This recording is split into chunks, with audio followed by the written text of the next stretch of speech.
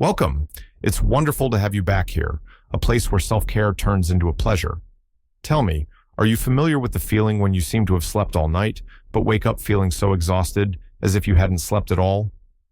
Or when evening peace just won't come, thoughts buzz around in your head like annoying flies, and sleep evades you? As we age, our sleep becomes more sensitive, it's true.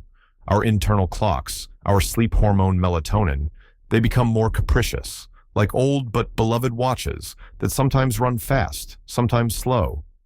But often, we ourselves, unknowingly, add fuel to the fire of this insomnia by keeping right by our pillows. Real saboteurs. Yes, seemingly harmless little things on the nightstand can turn into cunning thieves of your rest at night. For example, your trusty smartphone blinking its lights like a persistent firefly of anxiety, or that little bowl of cookies, seeming like such innocent comfort, but in reality, it's a sweet trap that sends you on a blood sugar roller coaster right before bed. I promise you, by removing just a few of these neighbors from your bedside, you will feel the difference. More energy during the day, calmer nights, a clearer head, and a warmer feeling in your soul. And most importantly, this won't require titanic efforts or expensive purchases from you. Everything is simple and accessible to everyone. Stay with me until the end, and you'll find out which small changes will bring you great relief. Let's start, perhaps, with the most obvious and, at the same time, most insidious neighbor, your smartphone or tablet at the head of your bed. The advice here is simple, although difficult for many to implement. Move your phone charger far away from the bed, into another room, or at least to a distant corner of the bedroom. I recall the story of Margaret, 68 years old. She was so attached to her phone by the bed. How else, she would say. It's my alarm clock, my connection to my children, my evening news. Scrolling through the news feed or playing solitaire on her tablet before bed seemed like a way for her to relax. But her nights became increasingly anxious. She took a long time to fall asleep, woke up in the middle of the night, and the first thing she did was reach for the screen, to check the time, and that was it. Sleep vanished instantly, and her thoughts started their endless dance. During the day, she felt completely shattered, complained of irritability and a kind of fog in her head. The idea of removing the phone caused her almost panic. I'll feel cut off from the world. What if something urgent happens? This habit, this fear, seemed like a part of her very self. But when, persuaded by her daughter, she decided on an experiment, just for a week, and started leaving her phone in the kitchen, placing a very ordinary old alarm clock next to her bed, the results stunned her. Yes, the first few nights, her hand habitually fumbled on the nightstand. But by the third night, she noticed she was falling asleep much faster. The physiology here is simple and relentless. The blue light from the screen literally screams to our brain, "Wake up, it's morning, no time to sleep." It ruthlessly suppresses the production of melatonin, our natural sleep aid. And the endless stream of information, news, messages, pictures, keeps the brain in a state of high alert, not allowing it to smoothly transition into rest mode. Imagine your brain as a beautiful symphony orchestra, ready to play a gentle lullaby for your sleep. And the phone is like a musician suddenly bursting into the hall with a loud trumpet and drum. What kind of lullaby can you expect then? By moving the phone away, Margaret finally ushered out this noisy guest. She started falling asleep to quiet music, or simply enjoying the silence, allowing her internal orchestra to tune into rest. And what happened? During the day, her energy returned, her head cleared, and the constant background anxiety disappeared. Could this little glowing box really have affected me so much? She wondered. For you, this means the opportunity to fall asleep faster, sleep deeper, wake up truly rested, and with a calmer mood. Give your sleep the silence and darkness it craves. Your brain will definitely thank you for it. But screens aren't the only things that can disturb our nighttime peace. Besides glowing digital temptations, there's another very common habit that can subtly ruin our sleep, keeping various treats by the bed, a bowl of candies, cookies, salty nuts, or even a glass of sweet juice or tea just in case. The advice here is also firm. Remove all edibles far away from the bed. If thirst really bothers you at night, keep only a small glass of plain water nearby. Let's recall John, 72 years old. He was sincerely convinced that a small piece of chocolate or a couple of cookies before bed helped him calm down and prepare for sleep. It's my little evening ritual. I've loved sweets at night since childhood, he shared. Sometimes he would wake up in the middle of the night, feel slightly hungry, and reach for his stash on the nightstand. But his sleep was shallow. He often had anxious dreams, and in the morning, he felt sluggish and drained. Moreover, his doctor increasingly pointed out spikes in his blood sugar. John just brushed it off. What harm can one little candy do? Giving up this little joy seemed dreary to him, robbing the evening of its coziness. When his caring daughter finally persuaded him to try an experiment and remove all snacks from the bedroom for at least 2 weeks, he agreed without much enthusiasm. The first few evenings, he truly missed his usual sweet comfort. But after a week, he noted with surprise that his nighttime awakenings had become much less frequent.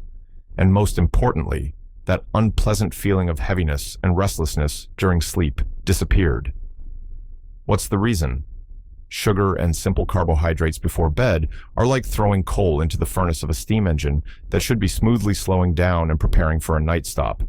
Instead of slowing down, it gets a sharp jolt of energy, blood sugar levels soar, and then fall just as rapidly. It's these roller coasters that wake us up in the middle of the night, cause feelings of anxiety, and even false hunger. The body, instead of resting and recovering, is forced to deal with digesting food and fighting these sugar spikes. It's like trying to sleep on a trampoline, no stability. By removing the sweets, John allowed his steam engine to calmly and smoothly enter the night depot. His digestive system breathed a sigh of relief, his sleep became steady and deep, and his morning sugar levels normalized. He even noticed that he craved sweets less during the day. Turns out, it wasn't a little joy, but a cunning trap, he admitted with surprise. For you, this means stabilizing blood sugar, improving digestion, deeper and calmer sleep without abrupt awakenings, and more energy in the mornings. Don't subject your body to nightly sugar races. Allow it to truly rest. All right, we've removed temptations for the stomach, but what else glows in the dark and might prevent our brain from fully relaxing? I'm talking about a bright digital alarm clock that shines right in your face all night. The advice here is simple. Replace it with an alarm clock with a very dim display that can be adjusted, or with a good old-fashioned analog one with hands. Alternatively, simply turn the digital clock to face the wall. Elizabeth, 65, always used an alarm clock with large, bright red numbers. It's more convenient for me, she explained. If I wake up at night, I immediately see what time it is. But precisely this ability to see the time turned into a nightly torture for her. Waking up, say, at 3 in the morning, she would immediately start calculating. Only 3 hours left to sleep. What if I can't fall back asleep? This anxiety, fueled by the glowing numbers that seemed to hypnotize her, counting down the minutes of insomnia, truly prevented her from falling back asleep. She felt like a prisoner of this glowing display. The thought of giving it up seemed absurd to her. I'll lose track of time. I'll oversleep. On the advice of a close friend, she finally decided and bought a very simple analog alarm clock with hands and a quiet, almost silent movement. At first, it felt very strange not to see the exact time if she woke up at night. There was a feeling of some disorientation, an information vacuum. But after just a few nights, she realized something amazing. Not knowing the exact time, she stopped obsessing over it. If she woke up, she would simply turn over to the other side and fall back asleep without starting that torturous mental counter of remaining sleep hours. Why does this work? Firstly, any constant light in the bedroom, even dim, especially in the blue or red spectrum, can interfere with the production of our sleep hormone, melatonin. Our brain is evolutionarily programmed for darkness at night. Light is a signal. Daytime, danger, stay awake. Secondly, the act of watching the time at night itself provokes anxiety, and what psychologists call clock-watching anxiety. It's like standing over a pot watching water boil. It feels like it will never happen. By removing this visual irritant and source of stress, Elizabeth felt as though she had shed the shackles of time control. Her sleep became noticeably calmer. She woke up to the alarm in the morning feeling much fresher and realized with surprise that nighttime awakenings no longer frightened her. For you, this means reduced nighttime anxiety, deeper sleep due to the absence of light pollution, and the opportunity to learn to trust your internal clock. Let the night be truly dark and peaceful. Sometimes, not knowing is truly a blessing for our sleep. Speaking of light and distractions in the bedroom, we must mention another very common resident, the television. The habit of falling asleep to its murmuring to the news or a favorite series seems so cozy and relaxing to many. But the advice here is this: try to find the strength to remove the television from the bedroom entirely. If that seems impossible, then at least make it a rule not to turn it on for an hour, or preferably two, before sleep. Robert, 70 years old, simply couldn't imagine an evening without a television in the bedroom. "It lulls me to sleep," he claimed. "Complete silence makes me nervous." Before sleep, he watched everything: political talk shows, thrilling detective stories, the latest news. That is, everything that kept his brain active and tense until the very last minute. Often, he would fall asleep right in front of the running television, but his sleep was shallow, interrupted, and restless. In the morning, he felt not rested, but rather dazed and tired. He was firmly convinced that without the TV, he simply wouldn't be able to fall asleep, that the silence would oppress him. His doctor, concerned about Robert's sleep problems and blood pressure spikes, strongly recommended that he give up this habit. Robert resisted for a long time, but his deteriorating well-being forced him to try. He moved the television to the living room.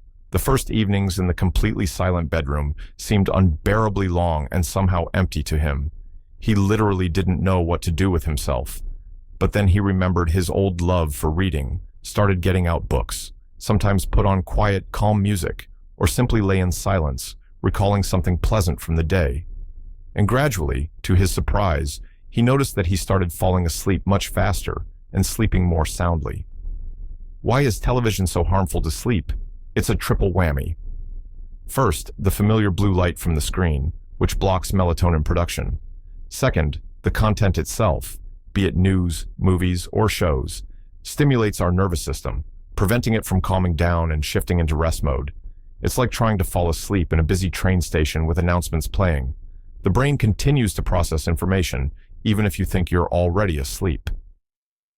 Third, even the quiet sound of the television can disrupt sleep architecture, preventing you from entering deep, restorative phases. By removing the television, Robert created a true sanctuary of peace in his bedroom. His brain received a clear signal: here, we only rest. He started waking up with a clear head, his blood pressure stabilized, and he himself admitted that a good book before bed turned out to be a much better sleep aid than anxious news on TV. For you, this means the opportunity to calm your nervous system before sleep, improve melatonin production, and make sleep deeper and more restorative. Turn your bedroom into a temple of rest, not a branch of a movie theater or a news studio. But it's not just entertainment or news that can keep our brain tense before sleep. Sometimes we ourselves, unknowingly, bring daytime worries and stresses into the bedroom in the form of work papers, unpaid bills, to-do lists for tomorrow, which we place on the nightstand. The advice here is this: establish a work-free and stress-free zone status for your bedroom. Move all these reminders of tasks elsewhere, into a desk drawer in the living room, to the kitchen, anywhere but near the bed. Susan, 69, was an extremely organized and responsible woman. She had gotten into the habit of reviewing her planner before bed, making a detailed to-do list for the next day, and sometimes even brought unpaid bills into the bedroom, so she definitely wouldn't forget them in the morning. This way, I keep everything under control. It makes me feel calmer, she sincerely believed. But in reality, these visible reminders of unfinished tasks and plans didn't allow her brain to truly switch off. Lying in bed, she continued to mentally review the items on her list, worry about upcoming meetings, doctor's appointments, or expenses. Falling asleep was difficult for her, and if she woke up in the middle of the night, thoughts about tasks immediately swarmed her like bees. She constantly felt a kind of background tension, even in her sleep. Her therapist advised her to draw a clear, invisible, but very important boundary between the zone of work and worries and the zone of rest, her bedroom. With great doubt, Susan moved her beloved planner and all the papers from her nightstand into a desk drawer in the living room. In the evening, having finished all her planning before entering the bedroom, she felt a bit strange, even uncomfortable, as if she had lost control. But when she got into bed, she discovered with amazement that her mind had become quieter, empty, in the best sense of the word. Thoughts about tasks didn't intrude so persistently and anxiously. Why did it work? Our brain is an amazingly associative machine. If the bed and the space around it are constantly associated with work, stress, planning, and problem solving, then the brain automatically switches into this work mode as soon as you enter that zone. It's like going into the office. You inevitably get into a work mindset. By removing all these triggers, papers, lists, bills, Susan broke this harmful associative link. The bedroom once again became a place associated exclusively with rest, peace, and safety. Her brain received the long-awaited permission to switch off. She started falling asleep faster, her sleep quality noticeably improved, and that constant, exhausting feeling of anxiety disappeared. She understood something important. True control isn't about constantly keeping your finger on the pulse of tasks, but the ability to let go of thoughts about those tasks in time and give yourself proper rest. For you, this means reducing mental tension before sleep, allowing the brain to more easily switch into rest mode, falling asleep faster, and fewer anxious awakenings at night. Your bedroom is your personal fortress of tranquility. Leave all daytime worries and anxieties outside its threshold. So, we've calmed the mind, removed excess light and noise, gotten rid of stress triggers, but what else might cause us to wake up in the middle of the night? Sometimes the answer is obvious, or more precisely, on the nightstand. I'm talking about a large bottle or glass of water from which you're used to drinking a lot right before bed, or every time you wake up at night. The advice here is this: drink enough water throughout the day. That's very important, but try to drink the main volume in the first half of the day and gradually reduce fluid intake an hour or two before sleep. Keep only a small glass or cup of water by the bed, just for a couple of sips, in case your mouth gets really dry. David, 75, suffered from frequent nighttime trips to the bathroom for many years. He was convinced it was simply an inevitable age-related issue, and nothing could be done about it. At the same time, he firmly believed in the health benefits of drinking plenty of fluids at night and always kept a large, liter bottle of water by his bed.